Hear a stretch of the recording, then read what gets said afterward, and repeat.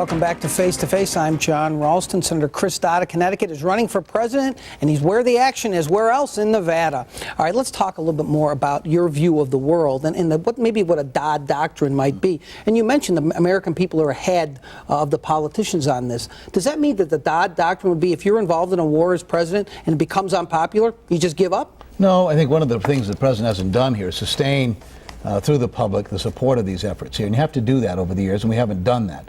Obviously, this is one that's caused deep concern because an awful lot of people feel we're engaged in this conflict for all the wrong reasons, and therefore their antipathy towards it has grown over the last number of months. So you need to be able to build that support, sustain that support, and choose your conflicts carefully here.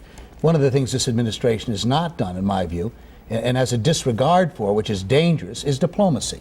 It's the first administration in my lifetime that treats diplomacy as if it were a favor to your enemies, rather than one of the very effective tools the United States has used in Republican and Democratic administrations throughout the last 50 years. Ronald Reagan called the Soviet Union the evil empire. He also sat down with Soviet leaders on arms control. Richard Nixon was contemptuous of the Soviet Union and the People's Republic of China, and yet broke open those doors with Mao Zedong. Can you imagine George Bush doing either of those things? Today, here we're talking about attacking Nancy Pelosi and Republicans who traveled with her to sit with Assad in Syria to determine whether or not we might be able to reach some accommodation on that issue, not on Lebanon, not on Israel, but on the issue of Syria. But don't you think it was a fool's errand, though, Senator? I mean, you've been very supportive of the speaker's trip, and yet then she goes there to talk to Assad, then is shocked to find out that what he said, and then essentially presents a false message from Israel to Assad. That was embarrassing, wasn't it? Let's not digress. The point is... But you brought it up, not me. I know, I brought it up to the point. The administration ought to be doing this.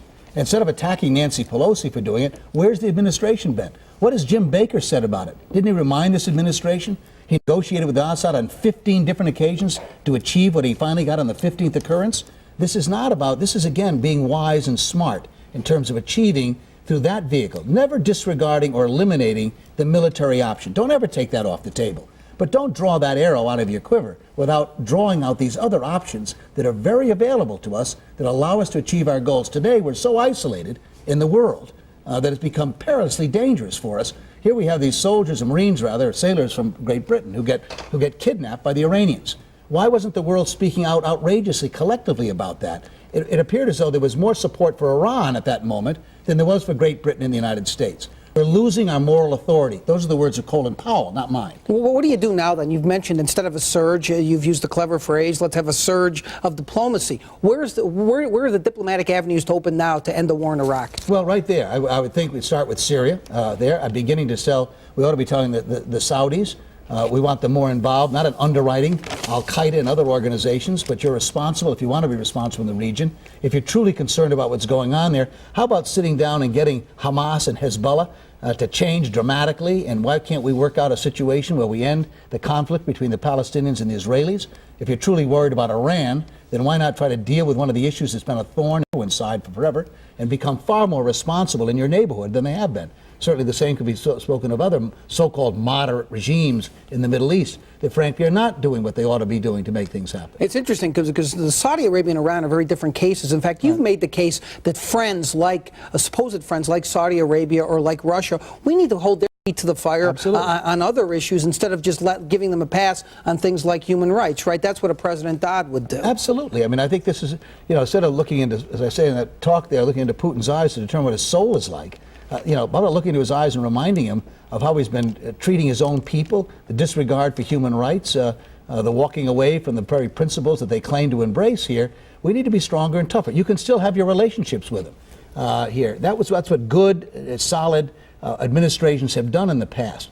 They've always maintained those contacts, that constant effort, but also not being shy or shrinking away from calling a situation as you see it. It's a matter of opportunity, though, isn't it, Senator, in the sense that it's a difficult balance, when to be tough, when not to be tough. And it's up to the judgment of the person who's sitting in the White House to reach those judgments, isn't it? It is, but you need to be engaged at it all the time. It isn't just something you bring up, and you need to work at this. You need to develop those relationships as well.